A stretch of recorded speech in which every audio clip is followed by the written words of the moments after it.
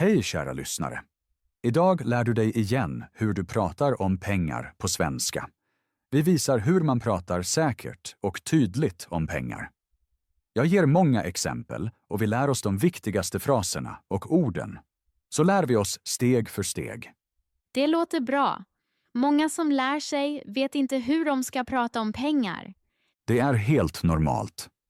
Pengar är för många människor ett väldigt personligt ämne. Många är rädda för att säga fel. Just därför är det viktigt att prata om det och att kunna rätt ord. Varför valde du det här ämnet för idag? För att pengar rör alla. Varje människa behöver pengar i vardagen.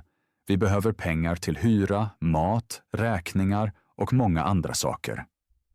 Oavsett om man jobbar, studerar eller går en utbildning har vi alla med pengar att göra.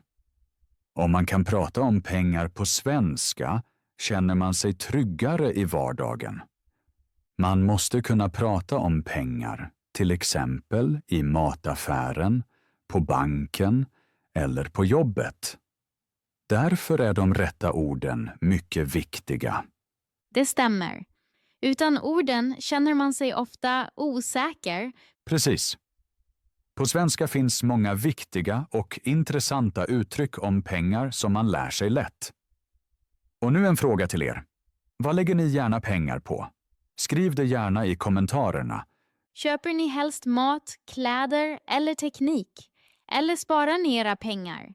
Du kan till exempel skriva "Jag sparar pengar varje månad" eller "Jag lägger mina pengar på mat".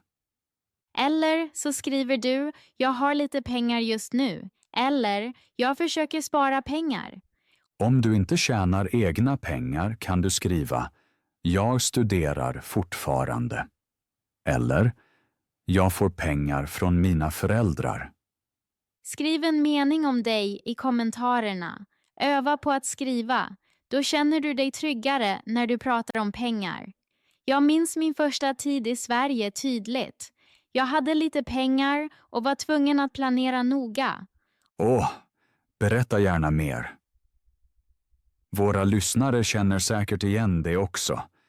Jag var tvungen att vara mycket noga med mina pengar.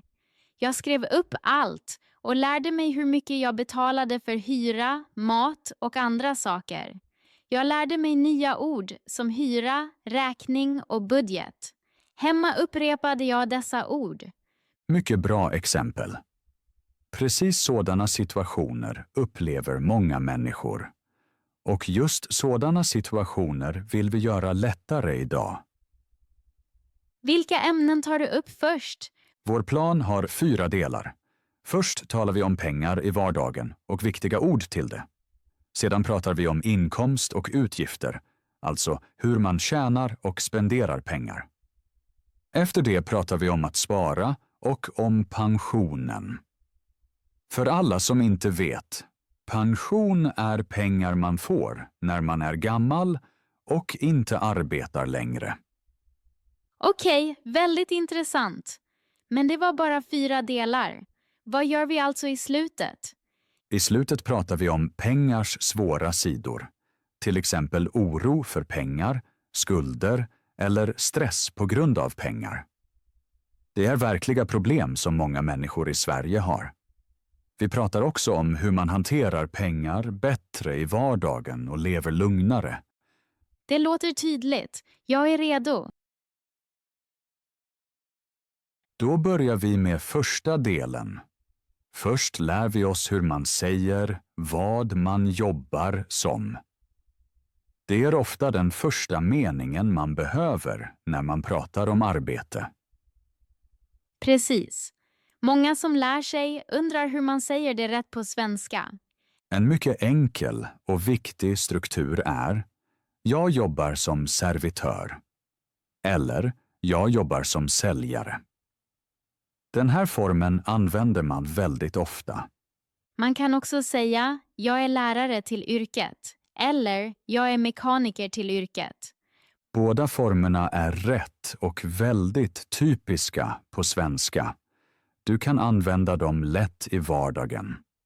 Nu vet vi hur man pratar om sitt eget yrke. Men hur frågar man andra om deras jobb? Det är en väldigt bra fråga. Det finns enkla och hövliga frågor som man ofta använder. Vilken fråga är viktigast? Den enklaste frågan är: vad jobbar du med? Den här frågan hör man väldigt ofta i vardagen. Och om man vill vara artigare? Då kan man säga: vad arbetar ni med? Den här formen använder man till exempel på jobbet eller med personer man inte känner. Finns det fler frågor? Ja. Man kan också fråga: vad är ditt yrke? Eller: vad är du till yrket? De här frågorna är bra för samtal med kollegor eller nya personer. Ofta kommer sedan frågan: vad jobbar du? Precis. Den frågan hör man mycket ofta. Man kan svara enkelt: jag jobbar på kontor. Eller: jag jobbar på ett företag. Det är korta och tydliga svar som fungerar bra i vardagen. Om man vill kan man svara mer exakt och ge mer information. Till exempel? Till exempel kan man säga: jag jobbar på en restaurang i centrum. Eller: jag jobbar på ett företag i Stockholm. Då förstår den andra personen bättre var du arbetar. Efter det frågar man ofta vad man gör på jobbet. Rätt. En typisk fråga är: vad gör du på jobbet? Även här kan man svara enkelt. Man kan säga: jag arbetar med människor. Eller: jag arbetar vid datorn. Det är mycket allmänna men viktiga svar. Man kan också bli mer konkret. Precis. Man kan säga: jag hjälper kunder. Eller: jag säljer produkter. Dessa meningar passar många yrken och är mycket användbara. Nu pratar vi om arbetstiden. Ja, det är ett mycket viktigt ämne. En vanlig fråga är: jobbar du heltid eller deltid? Man kan svara enkelt: jag jobbar heltid. Eller: jag jobbar deltid. Dessa ord hör man mycket ofta på jobbet. Man frågar också om arbetstiderna. Precis. Till exempel med frågan: hur är dina arbetstider? Då kan man säga: jag jobbar måndag till fredag. Eller: jag jobbar på helgen. Man kan också kombinera båda meningarna. Och ibland frågar man om teamet. Rätt. Då frågar man: arbetar du ensam eller i team? Ett möjligt svar är: jag arbetar i team. Eller: jag arbetar ensam. Den här frågan är bra för att få veta mer om arbetet. De här frågorna är mycket hjälpsamma. Ja, de hjälper mycket i vardagen. Om man övar på dessa frågor och svar känner man sig tryggare. Man kan säga dem högt eller skriva ner dem. Så lär man sig steg för steg att prata säkert om sitt jobb på svenska. Och var inte rädd för fel. Precis. Fel hör till lärandet. Övning ger trygghet. Nu börjar vi med första delen. Vi pratar om pengar i vardagen. Det är ett mycket viktigt ämne, för vi använder pengar varje dag. Och ärligt talat hade jag i början i Sverige några pinsamma situationer med pengar. Oh ja, jag också. Pengar i vardagen var i början mycket svårt för mig, framför allt på grund av språket. Precis. Jag minns väl mitt första köp i mataffären. Jag ville betala, men visste inte hur man frågar rätt. Kassörskan sa något och jag förstod det inte. Var det kontant eller med kort? Ja, precis. Hon frågade: kontant eller med kort? Jag stod där och visste inte vad jag skulle svara. Det var väldigt pinsamt för mig. Det känner jag igen. Något liknande hände mig. Jag hade kontanter men förstod inte frågan och nickade bara. Ja, nästan alla känner sådana situationer. Därför är de här orden så viktiga. Viktiga ord är pengar, betala, pris, dyr och billig. I början visste jag inte heller hur man frågar om priset. Precis. En mycket viktig mening är: hur mycket kostar det? Den meningen behöver man varje dag, till exempel i mataffären, på café eller i en butik. Jag pekade tidigare ofta bara på prislappen. Det gjorde jag också. Men med rätt ord känner man sig mycket tryggare. Nu pratar vi om kontanter och kort. Det var också nytt för mig. För mig också. I Sverige betalar många med kort, men ibland behöver man kontanter. Kontanter är sedlar och mynt. Precis. Nu pratar vi om pengar för boendet. Det är ett mycket viktigt ämne för många. Ja, det stämmer. Pengar för boende är ofta den största kostnaden. Ett mycket viktigt ord är hyran. Hyra är pengarna man betalar varje månad för sin bostad. Jag minns väl min första lägenhet. Jag också. I början trodde jag att hyran var allt. Men sedan lärde jag mig att det finns extra avgifter. Det var en överraskning för mig. För mig också. Extra avgifter är extra kostnader. Dit hör till exempel el, vatten och värme. De här kostnaderna kommer utöver hyran. I början visste jag inte varför jag måste betala extra. Precis. Då får man ofta en faktura. En faktura är ett papper eller mejl där det står hur mycket man ska betala. Jag var osäker när jag fick min första faktura. Så känner många. Du kan säga: jag har fått en faktura. Eller: jag måste betala fakturan. Dessa meningar är mycket viktiga i vardagen. Nu pratar vi om pengar för mat. Ja, mat är viktigt varje dag. Många säger: jag lägger mycket pengar på mat. Det betyder att man betalar mycket för mat. I början lade jag mycket pengar på mat eftersom jag ofta åt ute. Det känner jag igen. Senare lärde jag mig att säga: jag lagar mat hemma. Det är billigare. Billig betyder att något kostar lite pengar. Och dyr betyder att något kostar mycket pengar. Precis. Dessa ord hör man väldigt ofta. Man kan säga: det är billigt. Eller: det är dyrt. Eller också: det är för dyrt för mig. Det tänkte jag länge, men sa det inte. Ja, många vågar inte det. Men det är viktigt att kunna säga det. Nu pratar vi om sparande.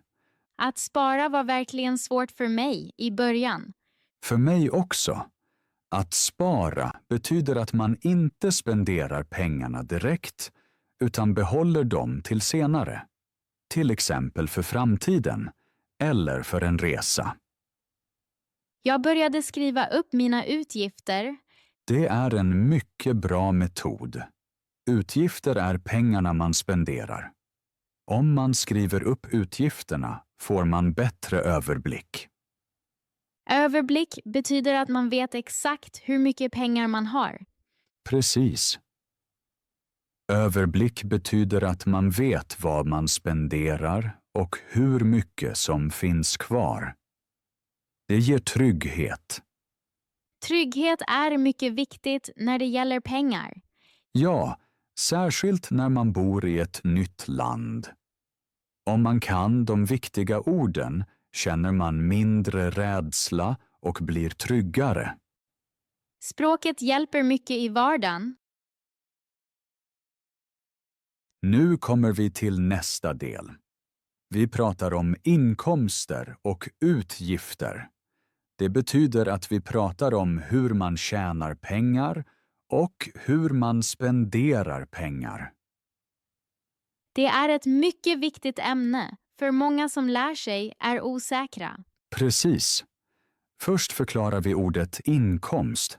Inkomst är de pengar man får. Oftast får man inkomst genom arbete. Till exempel genom lönen. Rätt. Lön är de pengar man får regelbundet för sitt arbete. Många säger, jag får lön varje månad. För mig var första lönen något speciellt. För mig också. Jag minns väl min första lön i Sverige. Jag var stolt, men också lite förvånad över hur fort pengarna var borta. Ja, det känner jag igen. I början tror man att man har mycket pengar. Precis. Men sedan kommer utgifterna. Utgifter är de pengar man spenderar. Till exempel för hyra, mat eller biljetter. Rätt.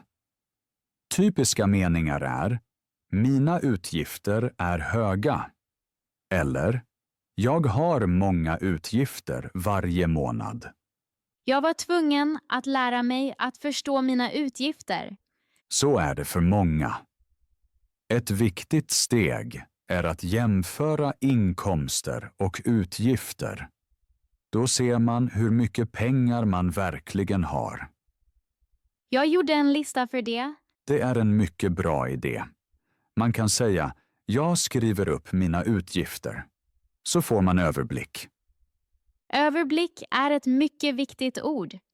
Precis. Överblick betyder att man vet hur mycket pengar man tjänar och hur mycket man spenderar. Det hjälper mycket i vardagen. Vad räknas till inkomsten? Till inkomsten hör till exempel lön, ett extrajobb eller pengar från staten. Vissa säger, jag har ett extrajobb. Jag hade ett extrajobb under studierna. Precis. Ett extrajobb är ett litet jobb vid sidan av huvudjobbet eller studierna. Pengarna därifrån räknas också som inkomst. Och vad räknas som utgifter? Till utgifterna hör hyra, mat, transport, räkningar och ibland även fritid. I början spenderade jag för mycket pengar på fritid. Det känner jag igen. Jag tänkte ofta, det är inte så dyrt. Men i slutet av månaden var pengarna borta. Det var en viktig läxa. Ja. Därför är det bra att prata om utgifter. Man kan säga, jag lägger mycket pengar på mat. Eller, jag försöker spendera mindre pengar. Det har jag också lärt mig att säga. Ett annat viktigt ord är betala. Man betalar till exempel hyran eller en räkning. I början var jag rädd för att betala fel. Det är normalt. Man kan säga, jag måste fortfarande betala. Eller, jag har redan betalat. Det är enkla men viktiga meningar. Precis. Nu pratar vi om en vanlig mening i vardagen. I slutet av månaden. Den hör man ofta. Ja. Många säger, i slutet av månaden har jag lite pengar. Eller, i slutet av månaden måste jag spara. Det känner jag mycket väl. Jag också. Därför är sparande viktigt. Men vi pratar mer om det i nästa del. Inkomster och utgifter hänger ihop. Precis. Om utgifterna är högre än inkomsten får man problem. Då har man pengabekymmer. Rätt. Pengabekymmer är oro på grund av pengar. Många känner till det. Jag kände mig ofta stressad förr. Jag också. Det hjälpte mig att vara ärlig mot mig själv och ändra mina utgifter. Nu pratar vi om spartips i vardagen. Många människor tror att spara är svårt eller tråkigt. Men i min vardag har jag märkt att sparande ofta handlar om småval. Man behöver inte vara rik för att spara. Man behöver bara leva mer medvetet. Ja, det tycker jag också. Förr trodde jag att spara betyder att man aldrig unnar sig något. Men det stämmer inte. För mig betyder sparande idag att jag förstår pengar bättre och inte blir överraskad i slutet av månaden. Precis. Vi börjar med att handla. Shopping är ett område där många människor omedvetet spenderar mycket pengar. Jag handlade ofta utan plan förr. Jag gick bara in i mataffären och köpte allt som såg gott ut. Det gjorde jag också, särskilt när jag var trött eller hungrig. Då köpte jag saker som jag egentligen inte behövde. Efteråt märkte jag att jag hade spenderat för mycket pengar. Ett väldigt enkelt spartips är därför: gå inte och handla hungrig och gör en inköpslista först. En inköpslista hjälper dig att hålla fokus. Sedan jag handlar med lista spenderar jag mindre pengar. Jag gör också så. Jag skriver noga ner vad jag behöver. Och om jag ser något i butiken frågar jag mig, behöver jag det verkligen? Ofta är svaret nej. En annan viktig punkt är att jämföra. Många köper alltid samma märke. Men ofta finns det billigare produkter som är lika bra. Att jämföra betyder att jämföra priser och välja medvetet. I början vågade jag inte köpa billigare märken. Jag trodde de var sämre, men det stämmer ofta inte. Idag testar jag nya produkter och sparar pengar. Nu pratar vi om mat i vardagen. Mat är ett stort ämne när man vill spara. Jag åt förr ofta på restaurang eller beställde mat. Det var bekvämt men också väldigt dyrt. Det var samma för mig.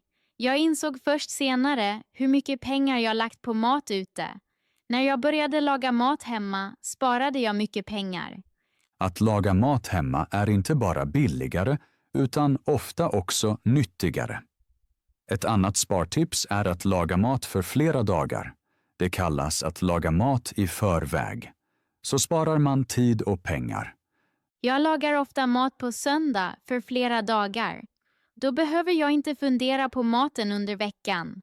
Och jag köper mindre spontant mat. Nu ett ämne som många underskattar: kaffe och små utgifter. En kaffe på vägen kostar ofta inte mycket, men köper man en varje dag blir det dyrt. Jag blev chockad när jag räknade på det. En kaffe varje dag blir många kronor i slutet av månaden.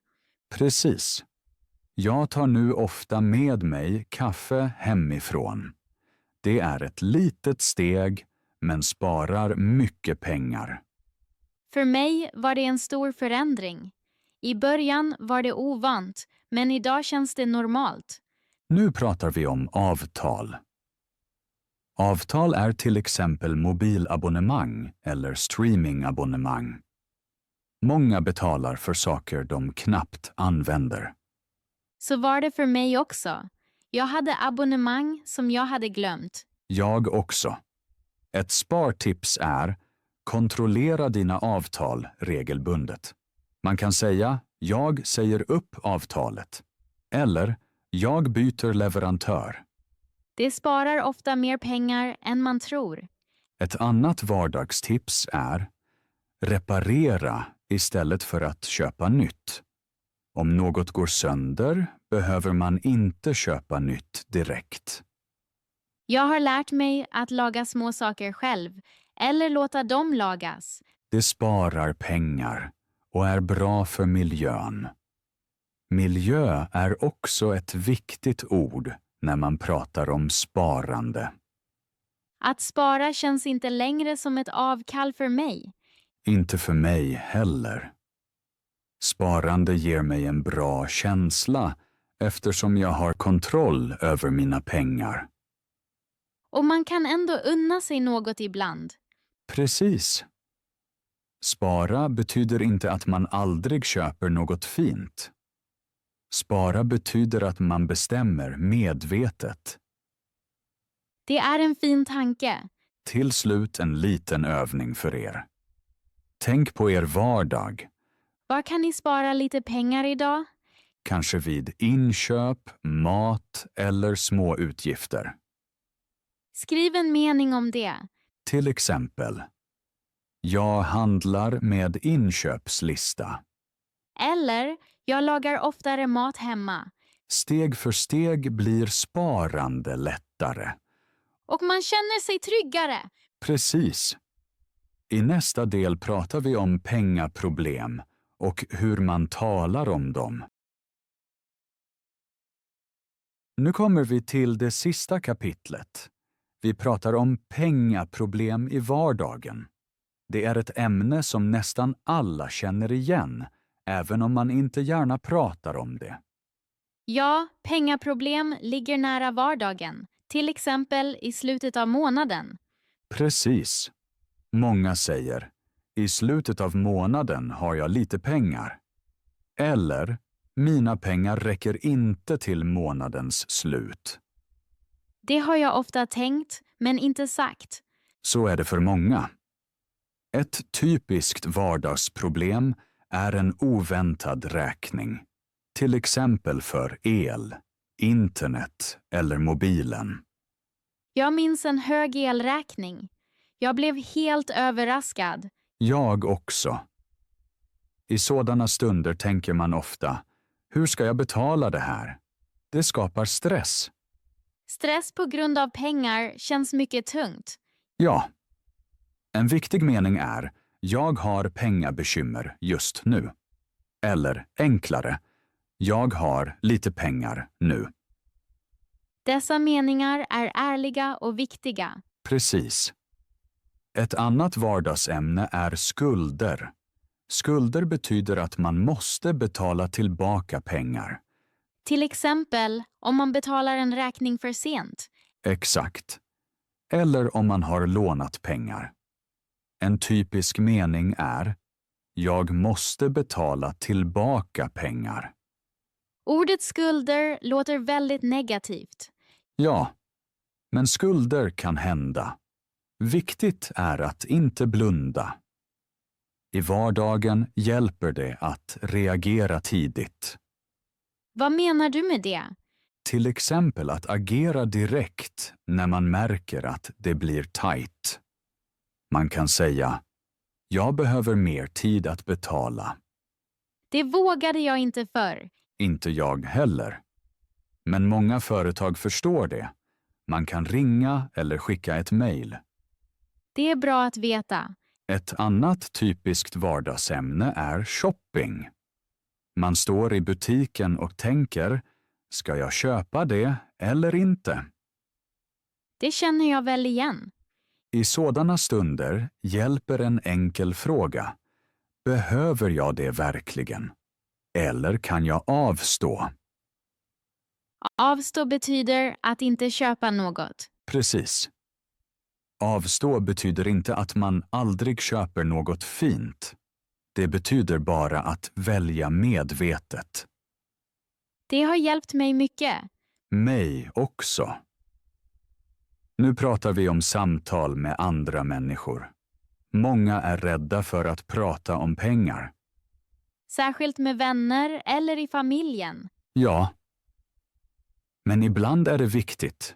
Man kan till exempel säga, jag kan inte följa med idag, det är för dyrt för mig. Det är en mycket ärlig mening. Precis. Eller, jag måste spara just nu. Dessa meningar hjälper mycket i vardagen. Förr letade jag efter ursäkter. Jag också. Men att vara ärlig är enklare och lugnare. Det tar bort mycket press. Precis. Nu pratar vi om små steg som hjälper i vardagen. Små steg är till exempel att ta ut mindre kontanter eller sätta en dagsgräns. En dagsgräns är en bra idé. Ja, en dagsgräns betyder att man ger sig själv en gräns. Till exempel, idag spenderar jag bara 200 kronor. Det hjälper att behålla överblicken. Överblick är åter ett viktigt ord. Överblick betyder att man vet hur mycket pengar man har. När man har överblick har man mindre rädsla. Precis. Rädsla och pengar hänger ofta ihop. Om man inte vet hur mycket pengar man har känner man sig osäker. För mig hjälpte det att titta på mitt konto regelbundet. För mig också. Titta, inte blunda. Det är viktigt. Även om det ibland är obehagligt. Precis. Nu en punkt som är mycket nära vardagen. Att ta emot hjälp.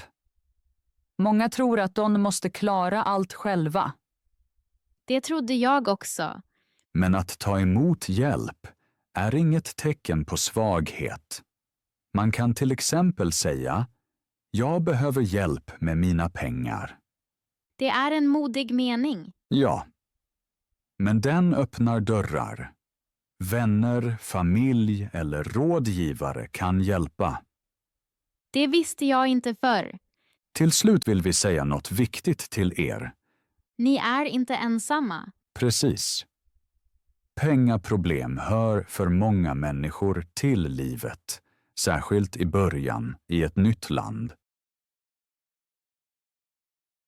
Innan vi avslutar vill vi prata kort med er. Vi är mycket nyfikna på hur ni upplevde detta avsnitt. Precis. Hur tyckte ni om podden hittills? Var temat pengar hjälpsamt för er? Idag har vi pratat om många saker. Om pengar i vardagen, om inkomster och utgifter, om sparande och om pengaproblem. Vi har också delat personliga erfarenheter och pratat om situationer som många av er säkert känner igen. Till exempel att handla, betala räkningar, spara i vardagen eller stress på grund av pengar. Nu vill vi gärna veta, vilka delar var mest hjälpsamma för er? Var det förklaringarna av orden eller vardagssituationerna? Eller kanske de personliga historierna? Skriv gärna i kommentarerna vad ni gillade och vad som verkligen hjälpte er. Och helt ärligt, finns det något vi kan förklara bättre? Kanske var något för snabbt eller för svårt. Eller så önskar ni fler exempel? Vi vill också veta vilka ämnen ni önskar för framtiden. Vill ni ha fler poddar om pengar, till exempel om sparande, bank eller avtal? Eller är ni mer intresserade av andra ämnen i vardagen? Till exempel boende, hälsa, skola eller arbete? Eller kanske korta berättelser på enkel svenska? Skriv gärna vilka ämnen som hjälper er när ni lär er svenska. Vi gör denna podd för er. Er feedback hjälper oss mycket. Kanske lyssnar ni på podden när ni promenerar, studerar eller på väg till jobbet. Och kanske har podden följt er en tid. Tack då för det. Till slut vill vi kort sammanfatta vad som var viktigt idag. Pengar är ett ämne som berör alla. Och att prata om pengar är inte alltid lätt, särskilt på ett annat språk.